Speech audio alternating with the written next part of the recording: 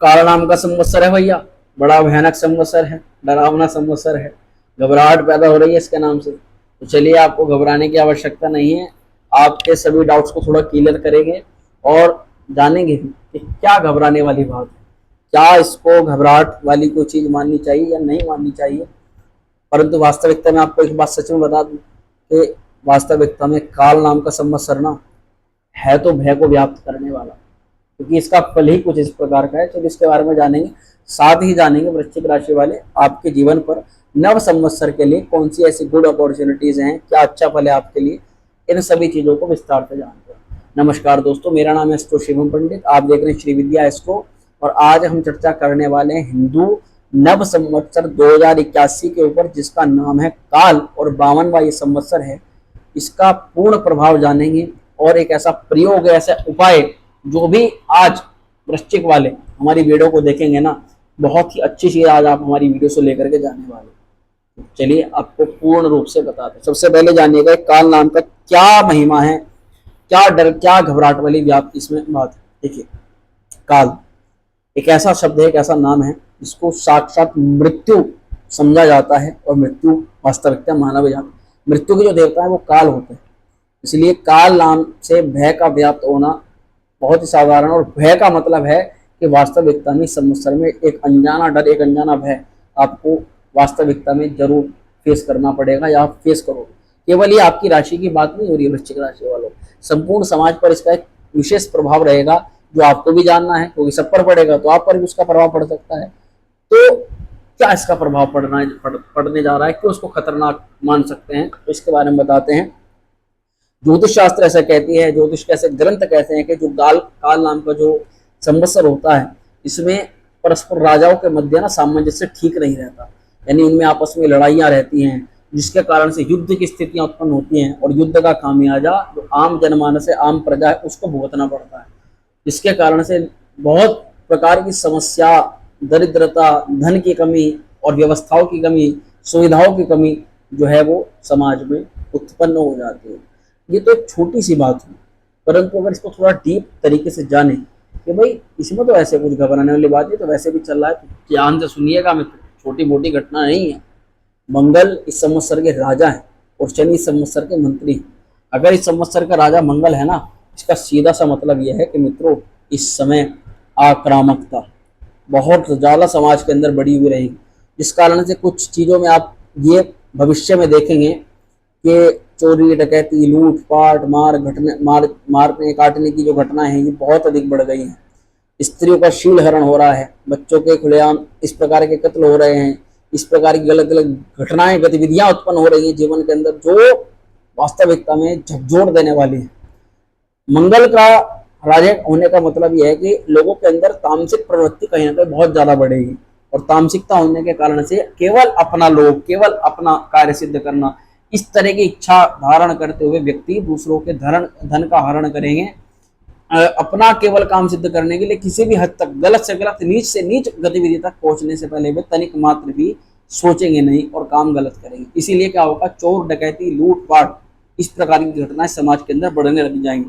देखिए, मंगल अगर राजा में है और शनि अगर मंत्री हैं, तो ये चीजें देखी जाएंगी कि भूस्खलन बढ़ रहा है, भूमि उत्पादन यानी कि जो सब्जियां हैं ये केमिकल से युक्त हो रही हैं, ये हम जो भोजन करेंगे इनको केमिकल वाला भोजन ज्यादा करेंगे, हमारे शरीर के अंदर रोग बढ़ेगा, प्रतिरोधक क्षमता हमारी कम हो जाएगी, और इसी कारण से समाज के अंदर कहीं ना कहीं रोग व्याप्त हो जाएगा। कोई महामारी जन्म ले सकती है, महामारी का पुनर्निर्माण होकर के वो महामारी फैल सकती है, और इसका मूल स्रोत बनेगा आपस में युद्ध की स्थितियां, और एक दूसरे पर तरह तरह के रॉकेट से, अलग अलग मिसाइलों से जो प्रहार हो रहा है, उसके कारण से अर्थव्यवस्था को बहुत बड़ी क्षति जो है पहुंच सकती है। देखिए, मंगल का यहाँ पर पूर्ण रूप से प्रभाव रहेगा। तो जैसे कि मैंने कहा कि अग्निकांड बढ़ेंगे, अग्निकांड से जो है भूस्खलन तो हुआ ही हुआ, भूकंप से संबंधित गतिविधियां बढ़ेंगी, ज्वालामुखी विस्फोट से संबंधित चीजें होंगी, और ये चीजें समाज के अंदर भय को व्याप्त कराएंगी। इनसे बचाव का अगर देखें दो ही शब्दों के अंदर कि कैसे बचाव किया जा सकता है, तो सिंपल सा लैंग्वेज में मैं आपको ये सलाह दूंगा कि बचाव देखिए, अगर आप अपने पराक्रम पर, अपने बल पर अगर आप भरोसा रखते हैं, तो आप इस संवत्सर में भी अच्छा फल प्राप्त कर लेंगे। आपको किसी भी कार्य में अगर आप करते हैं तो आपको अपने बल पर, अपने पराक्रम पर, अपनी परिश्रम पर विश्वास होना चाहिए। सामने वाला व्यक्ति या कोई भी जो आपकी सपोर्टिव पावर में है, ये मान के चलिए कि आपको कोई भी सपोर्ट नहीं है, केवल आपके ही कंधों की सपोर्ट अगर आप जब तक कर रहे हैं तभी तक काम हो रहा है। अगर आप हट गए, जिससे आप उम्मीद लगा करके बैठे हो ना, वो तनिक भी काम नहीं करने वाला है। ये इसकी पूंजी है।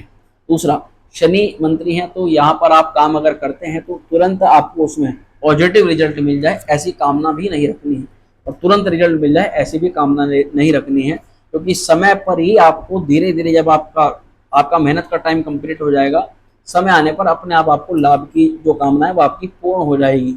इन चीज़ों का जो है ध्यान रखना है।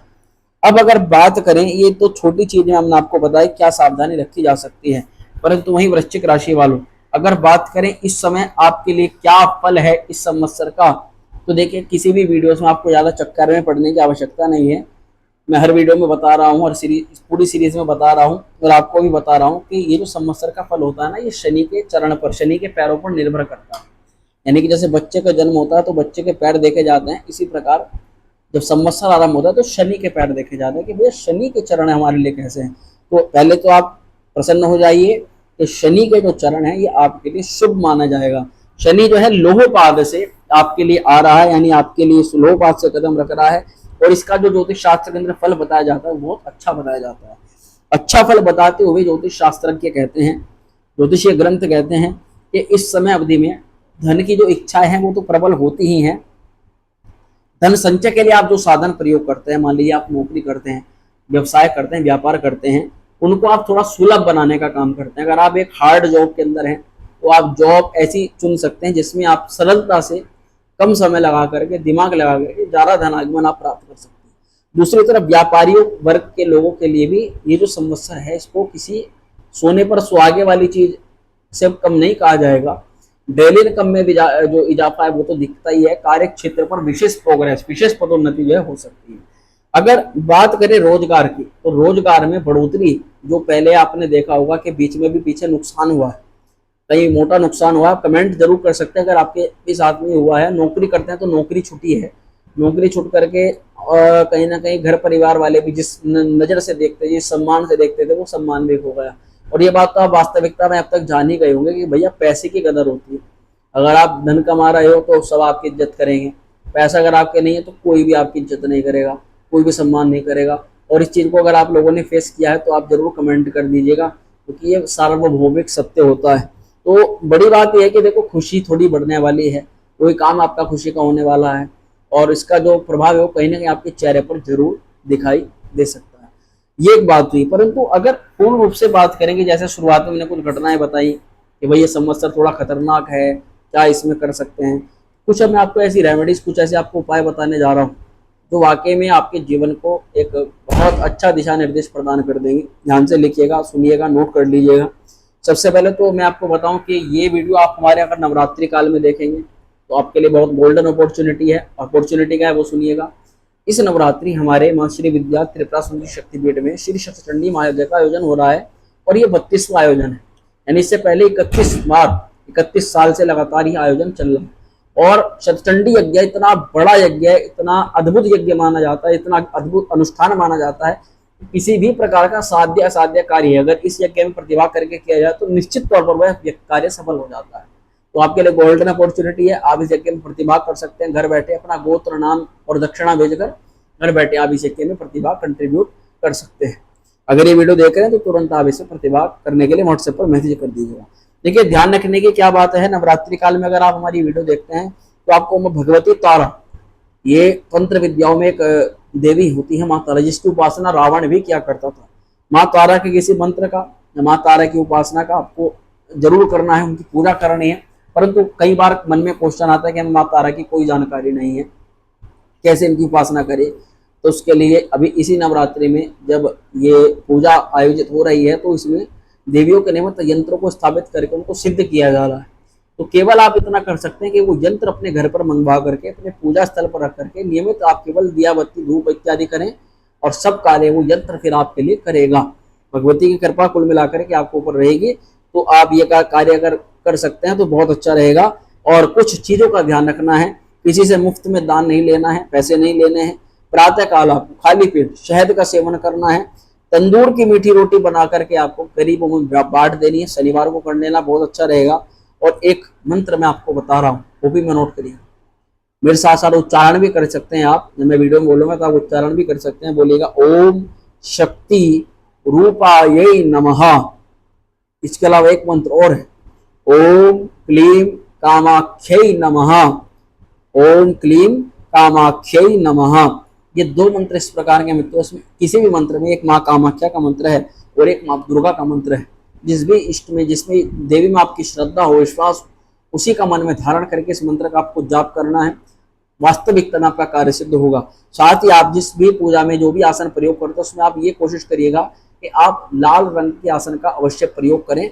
इससे भी आपका कार्य जो है वो शीघ्र सफल होने के प्रबल योग बन जाते हैं। तो मित्रों, मैं आशा करता हूँ कि जानकारी आपको अच्छी लगी होगी। वीडियो पसंद आई हो लाइक करना, शेयर करना। चैनल पर पहली बार आए हो तो चैनल को सब्सक्राइब भी जरूर कर देना। माँ श्री विद्या आपका कल्याण करें। ओम श्री विद्या।